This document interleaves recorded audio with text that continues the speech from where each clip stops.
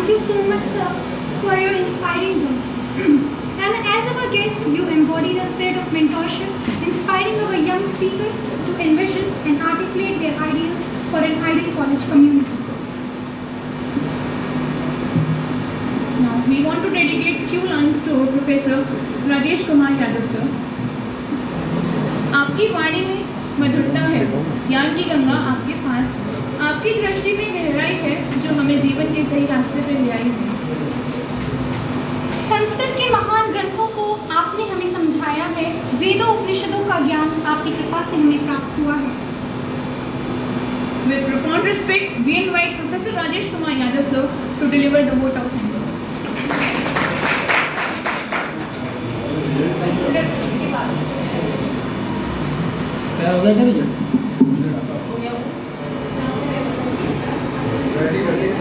ओम कृष्णम वंदे जगद्गुरु। बच्चों, मैं सबसे पहले हमारे महाविद्यालय के प्राचार्य प्रोफेसर सीएम सर, राजकीय पॉलिटेक्निक कॉलेज के भूतपूर्व प्राचार्य, राजकीय पॉलिटेक्निक कॉलेज बिजनौर के और मवाना के भूतपूर्व प्राचार्य डॉक्टर सनी शर्मा सर, हमारी भूतपूर्व इकोनॉमिक्स विभागाध्यक्षा प्रोफेसर रेणु शर्मा मैम, हमारे डिबेट एंड स्पीच कमेटी की convener doctor professor Poonam Sharma ma'am, हमारे डिबेट एंड स्पीच कमेटी के सारे मेंबर, सारे सदस्यगण, मैथ्स डिपार्टमेंट के doctor Dharmendra Yadav ji, doctor Pankaj Bhatnagar ji, doctor Manish Gupta ji, इस मंच का बहुत अच्छी तरह से संचालन कर रही दोनों बच्चियाँ रिद्धि अग्रवाल एंड कशिश, और प्यारे बच्चों, मैं भी, जैसा कि आपका आज का टॉपिक है, यदि मैं महाविद्यालय का प्राचार्य होता या होती तो सनी सर की तरह मैंने भी कुछ थोड़ा बैठ के नोट किया। मैं उतना व्याख्यात नहीं करूँगा, बस मैं बताऊँगा मेरे कुछ बच्चों ने क्या क्या बोला। कुछ बच्चों ने कहा कि अगर मैं प्राचार्य होता तो एक तो सेमिनार, डिबेट और स्पीच कराता, और कुछ लोगों ने कहा कि मैं पूरा छात्र सम्मेलन और आदि कमेटी का गठन करता, कुछ लोगों ने कहा कि मैं प्रयोगशाला और लाइब्रेरी को सुदृढ़ करता, कुछ लोगों ने कहा कि मैं नियमित कक्षाएं चलवाता, कुछ लोगों ने कहा मैं अनुशासन पर विशेष ध्यान देता, समय का पालन करवाता, शिक्षा की गुणवत्ता में भी सुधार लाता, नवीन तकनीकी संशोधन करता, स्मार्ट क्लासेस चलाता, कक्षाओं में उपस्थिति पर विशेष जोर देता। जो हमारी रेणु भाई मैंने कहा कि आप कोई सजेशन दीजिए, तो सजेशन तो नहीं आया आपकी तरफ से, क्योंकि आप उसमें खुद ही दोषी हैं, आप कक्षाओं में नहीं आते, क्योंकि प्रिंसिपल सर ने कहा था कि हम अपने प्राध्यापकों को देखते हैं कि एक एक बच्चे को लेके रजिस्टर लेके बैठा है और बच्चे नहीं आते, तो इसमें आप खुद ही दोषी, इसलिए आपने कोई भी हमारा सहयोग नहीं किया इस मुद्दे पर। मैंने आपसे प्रश्न पूछा, कक्षाओं में उपस्थिति हो गई, आपने रिजल्ट पर विशेष ध्यान देने की बात कही और कहा हेल्प डेस्क होनी चाहिए और आई कार्ड। बेटा सारी चीज़ें सही, आपके सुझाव अच्छे हैं, प्राचार्य जी ने भी कहा। देखिए, आप बैठे बैठे कल्पना तो कर रहे हैं। मैं गोस्वामी, एक लड़का बोल रहा था, मैं गोस्वामी की बातों को मैं आगे बढ़ाना चाहूँगा। उसने कहा था कि कल्पनाओं की बातें कहा था, आप कल्पनाओं में जीते हैं। मानव के मन में, जो मानव है उसके अंदर जो है विभिन्न प्रकार की कल्पनाएं पैदा होती हैं, जन्म लेती हैं, वो कल्पनाओं में ही जीता है। आप कल्पनाओं के सागर में, कल्पना रूपी सागर जो है उसमें आप गोताखोर की तरह गोता लगाते हैं और कुछ खोज के लाना चाहते हैं। यानी कल्पना रूपी जो सागर है उसमें आप गोता लगाइए, गोता लगाएंगे तो कुछ न कुछ मिल ही जाएगा। और आप गोता लगा करके उसमें डुबकी लगा करके आप चाहते हैं कि अगर मैं ऐसा होता तो मैं ये करता, अगर मैं वैसा होता तो मैं वो करता। यानी कहने का मतलब क्या है, मैं 6, 7, 8 में पढ़ता था तो एक कविता पढ़ा था, महेश्वरी जी की कोई कविता थी, उसका टॉपिक था कि यदि मैं होता किन्नर नरेश।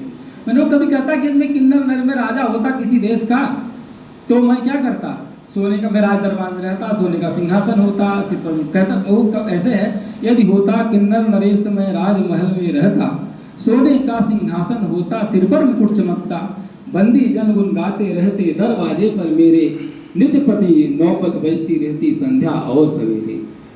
मेरे वन में सिंह घूमते, मोर नाचते आंगन, मेरे बागीचे में कोयलियां बरसाती मधुर रसगण। तो इस तरह से तो कल्पनाओं पे किसी की रोक नहीं है, क्योंकि इसी कल्पनाओं में आज आप इसी कल्पनाओं के सागर में आप जो है गोते लगा रहे हैं कि यदि मैं प्राचार्य होता तो क्या होता। यानी आपकी ये बेटा आपकी कल्पनाएं हैं कि आप प्राचार्य होते तो क्या करते, आपने सजेशन भी हमें दिया। लेकिन एक प्राचार्य जो महाविद्यालय का प्राचार्य होता है वो महाविद्यालय का केंद्र बिंदु होता है। महाविद्यालय की सारी गतिविधियां उस प्राचार्य के आसपास ही घूमती रहती है, क्योंकि सबकी नजर जो है, जैसे कैमरे की नजर सबके ऊपर होती है, उसी तरह से प्राचार्य के ऊपर भी सबकी नजर होती है। तो क्या प्राचार्य का पद जितना देखने में अच्छा लगता है, जितना सुनने में अच्छा लगता है, बहुत ही चुनौतीपूर्ण पद है बेटा। संघर्षों का पद है, संघर्ष करना पड़ता है, चुनौतियां बहुत आती हैं, उन चुनौतियों का सामना करना पड़ता है। और देखिए, और एक अच्छा प्रिंसिपल अगर है, कुशल प्रिंसिपल है, तो वो सबका प्रिय हो ही नहीं सकता। क्यों? क्योंकि महाविद्यालय के विकास के लिए, महाविद्यालय के को आगे बढ़ाने के लिए कुछ ऐसे कदम उठाता है प्रिंसिपल जो सबके हित में तो होता नहीं, मतलब सबके लिए अच्छा नहीं, रुचिकर प्रतीत नहीं होता। भाई उसमें से कुछ लोगों को अच्छा प्रतीत होता है और कुछ लोगों को अच्छा प्रतीत नहीं होता है। जिसको अच्छा लगता है वो तो तारीफ करता है, जिसको अच्छा नहीं लगता वो बुराई करता है। लेकिन जो प्रिंसिपल है, मैं आपकी बातों को आगे बढ़ाते हुए कह रहा हूँ, क्योंकि आपने कहा कि यदि मैं प्रिंसिपल होता मैं ऐसा ऐसा करता। सर ने भी काफ़ी चीज़ें बताई कि हमारे ऊपर क्या क्या होती है, क्या क्या बीत रही है, क्या क्या कितने लोग हमारे ऊपर हैं, वो भी आपने सुन ही लिया था। तो कहने का मतलब कि एक चुनौतीपूर्ण पद है। हाँ, आपने अच्छा प्रयास किया, इसके लिए बहुत साधुवाद है आपको। और मैं खैर मैं आगे नहीं चलूँगा, मैं क्योंकि मुझे छोटा सा काम धन्यवाद ज्ञापन का दिया गया है। मैं सर्वप्रथम प्रोफेसर रेणु शर्मा मैम का धन्यवाद ज्ञापित करता हूँ कि मैम सेवानिवृत्त तो हो गई, लेकिन आज भी अब लगता है कि जब हम इकोनॉमिक्स डिपार्टमेंट, हमारे 4 डिपार्टमेंट एक साथ हैं, इकोनॉमिक्स, हिंदी, इंग्लिश और संस्कृत। तो मैम के ठाके जिस तरह से हम सुनते थे, और मैम ने वो कहा था, शायद इन्होंने सोनल मैम ने, कि हंसते हंसते ही बातें मैम कह देती हैं, बहुत गंभीर बातें कह देती हैं।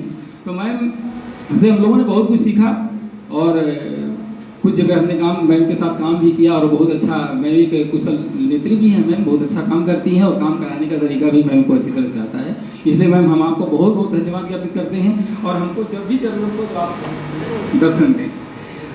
धन्यवाद की दूसरी कड़ी में मैं शर्मा सर की तरफ जाता हूँ। जब हम कोरोना काल में एक डिबेट कराया था, हमने ऑनलाइन कराया था, तो हमने सर को याद किया था, तो सर हर स्वीकार करिए, सब लोग अपने घरों में बंद थे। फिलहाल सर ने कहा नहीं ठीक है, कोई बात नहीं, हम करेंगे। और राजीव जौहरी सर उसमें जज थे और सर थे, तो हमने जब भी पुकारा सर को तो सर आए और सर ने बहुत अच्छा लेक्चर दिया। सर ने नोट करा था आपके बारे में, बताया आपको कि क्या क्या चीज़ें हैं, और सर ने जो साबित सर ने कहा कि बोनसाई पे एक लेक्चर भी करवाएंगे है। तो सर आप आए, आपको हम लोगों को बहुत, हमारी कमेटी की तरफ से आपका बहुत बहुत धन्यवाद, और आप इसी तरह से आते रहें, हम आपका स्वागत करते हैं। हमारे प्राचार्य सर के कार्य करने की शैली ही अलग है।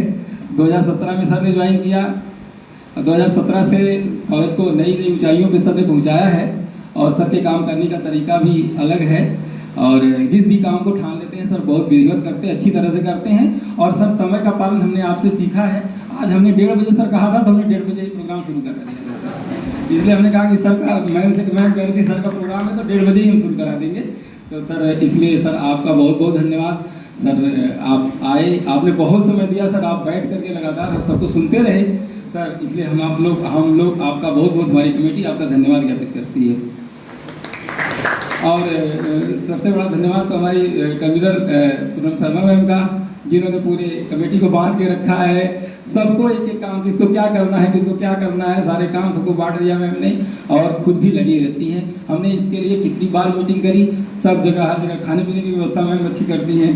मीटिंग करनी है तो मैं आपका धन्यवाद ज्ञापित करता हूँ। मैं अपनी कमेटी की तरफ से, मैं अपनी कमेटी का भी सबका धन्यवाद ज्ञापित करता हूँ, इसलिए कि क्योंकि सब लोगों ने, जिसको भी जो भी काम सौंपा गया, सब लोगों ने बहुत ही तन्मयता के साथ काम किया। साबिर सर ने और भी तन्मयता के साथ काम किया। सबका धन्यवाद, सभी का धन्यवाद ज्ञापित करता हूँ। मैं धन्यवाद ज्ञापित करता हूँ हमारे मैथ्स डिपार्टमेंट के प्रोफेसर्स हैं और बॉटनी के हेड हैं मनीष गुप्ता जी। मैं आप लोगों का धन्यवाद ज्ञापित करता हूं, क्योंकि आप लोग समय से आए और आप यहां पर आकर के हमारी बातों को सुने। बहुत बहुत धन्यवाद आपका। धन्यवाद दोनों बच्चों का, जो बहुत अच्छा एंकरिंग किया आपने और बहुत समय दिया, इसके लिए भी आपका धन्यवाद। और सबसे बड़ा धन्यवाद बच्चों आपका, जो कि आपके बिना ये संभव ही नहीं हो सकता। आपने बहुत अच्छा प्रयास किया है।